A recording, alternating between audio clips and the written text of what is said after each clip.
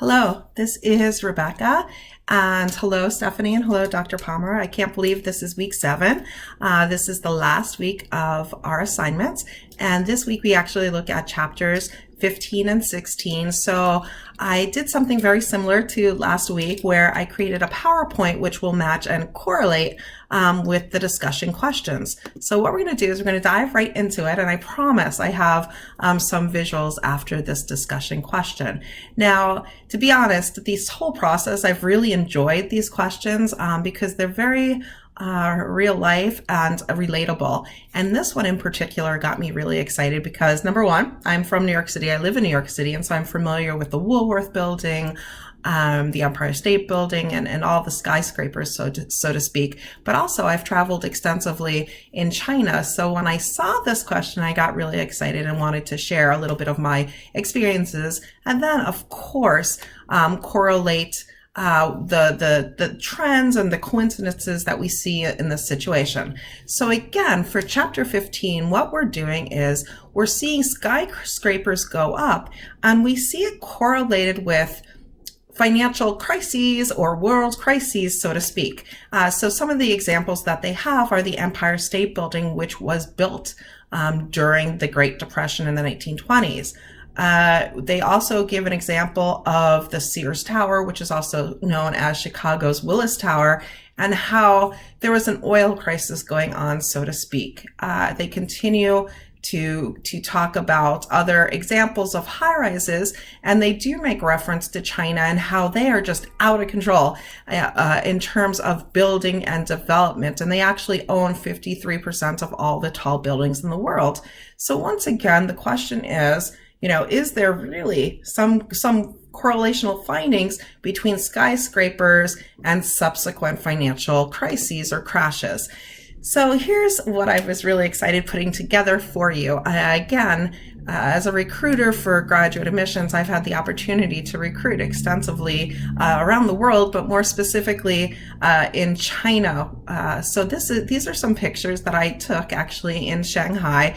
You can see some of the aircraft that I have flown, and these two photographs actually, believe it or not, are night views of when I would get in to my hotel late at night. And they're both pictures of Shanghai from my actual hotel room. So why I say believe it or not, when you look at this, you see this building right here, which is the Corkscrew Building. And if you look at the black and white image, this is actually the Shanghai World Financial Center, which is the second tallest building in China. And then you see this building right in front of it, which is actually the Shanghai Tower as well. So again, in going through old photos, I was able to say, wow, I actually know all these buildings that we're talking about. And what's really interesting about China is, especially Shanghai, while New York City is really expensive and rents for studio and one-bedroom apartments go for about $2,000 to $3,000. When touring Shanghai and talking to alumni and current students,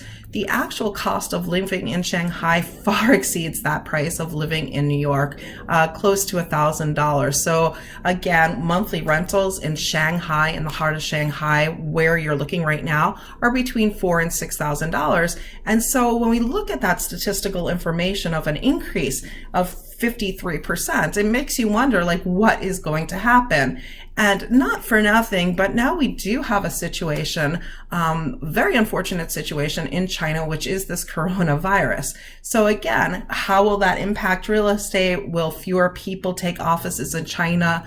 In terms of globalization, will outside corporations from the world go to other strategic locations that are not China? So definitely some food for thought. So continuing on with this question, we're looking at a few things. We're looking at correlation, of course, and seeing if there is a relationship between any two or more of these quantities. Here, there's definitely partial correlation. There's definitely something going on with skyscrapers and these financial crashes, so to speak. We're also looking at correlational coefficients, which measures the degree of association between the variables. And of course, we have Pearson's correlational coefficient, which is used to measure the correlation between the variables. So again, that was a great question, and a lot going on there, and a lot to research and study as we move forward.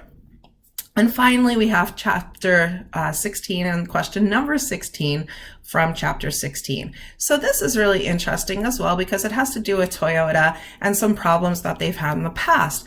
And so we're trying to do a research presentation about the effectiveness of Toyota's advertising. And again, people aren't too happy. Public perception is arguably at an all-time low because of a malfunction that Toyota experienced in accelerator pedals and the anti-lock braking problems. And even more substantial is the fact that these are actually from their high-tech hybrid vehicles. This is what folks want. This is what's cool, what's hip, what's trendy. So for a company, a corporation like Toyota to lose the faith in its client base is a really big deal. So the question is, which of the organizational frameworks would be appropriate for the purpose of this study, or the way in which you proceed? So when you're looking at the framework, we definitely identify that we have a problem.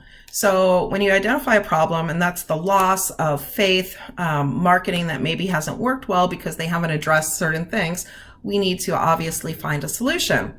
And again, when we're looking at the story or the history of Toyota, there is time sequence, a framework here. We have a situation that happened in the past. We're dealing with the present situation.